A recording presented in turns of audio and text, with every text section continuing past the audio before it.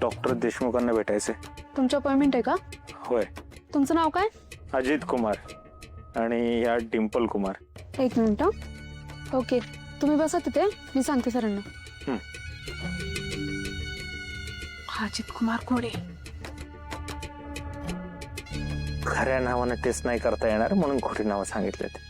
पण माझं नाव डिंपल. डिंपल कोण आहे? कपाडिया, ती हिरोईन नाही का, जी पहिल्यांदा डोक्यात आलं तीच सांगितलं मी. मग ही अशी कामं खोट्या नावानंच करावेत. हे कोणाला बाहेर कळलं म्हणजे दादाला कळलं तर नाही, दादाला नको कळायला हे सगळं. हॅलो. हां, ओके सर. अजित कुमार, डिंपल कुमार, तुम्हाला सरांनी बोलवले आहेत. हां, इकडं ना. हो.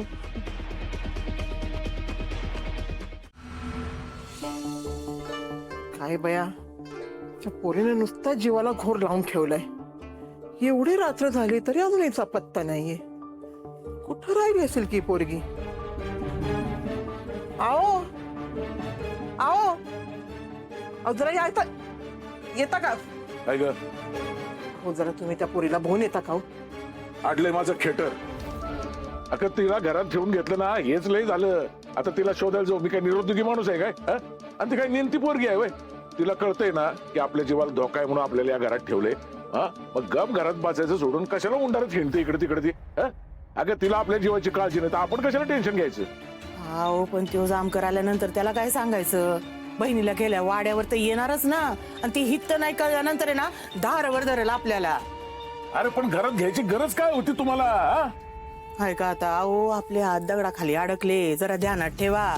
जामकरनं काम केलं नाही ना तर 1 रुपया मिळणार नाही आपल्याला. आणि बाई, आता आम्हाला काय माहिती होतं का त्या पोरीला घरी राहायला घेऊन येऊ आणि ही पाहायला भिंगरी लागल्यागत बिरबिर बिरबिर फिरेल गावभर म्हणून.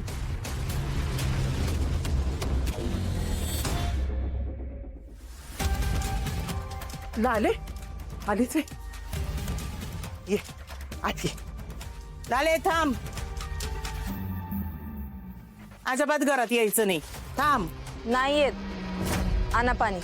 हा, चांगली शूट करते तुला. लाले, आता परत जायचं नाही ना तुला? नाही, संपलं सगळं काम. बरं झालं बाई, या जोखमीच्या जबाबदारीतून सुटलीच एकदाची.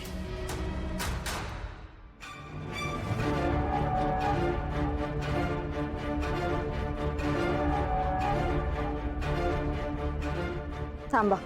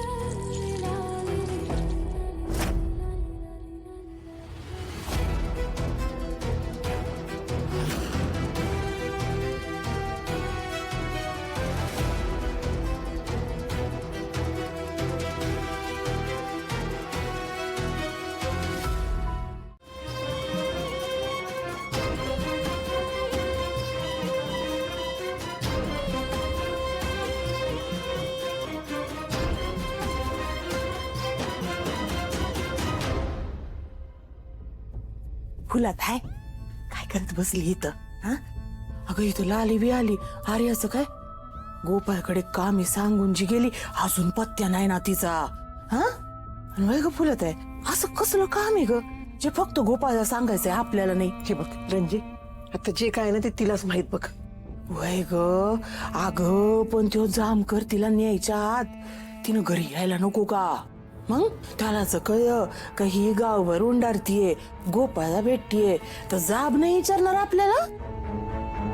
बाई, माधुरीच्या वेळी आठवतंय ना, मानलेली बहीण तरी एवढा जीव मेटाकुटीला आणला होता आपला, आणि ही तर ही सख्खी बहीण आहे. बाई, काय कुटाणा करल काय माहिती. की ग तर फुलात त्या मी जरा जाऊन येते बाहेर. गुलाली आता कुठं निघालीस? यांना दुकानावर जाऊन भेटून येते. आर्याताई कुठे आहेत? कुठल्या खोलीत आराम करतायत का? तर आराम करायला घरात तर पाहिजे. कुठं गेलीये ती गेलीच. लाली अगं दोघं बी गायब आहे. मग तिथं दुकानात तुझा नवरा नाही आणि हित ही बया कुठं गेली तिचं तिला माहिती. हा पण म्हणत होती का गोपाळकडे काम आहे पण म्हणून जी गेलीये ना ती गेलीच. रंजी काय पण काय बडबडतेस? नक्कीच ही दोघं सोबत असणार. माझा संशय खरा ठरला तर आता तर त्यांच्यापर्यंत पोहोचायलाच पाहिजे.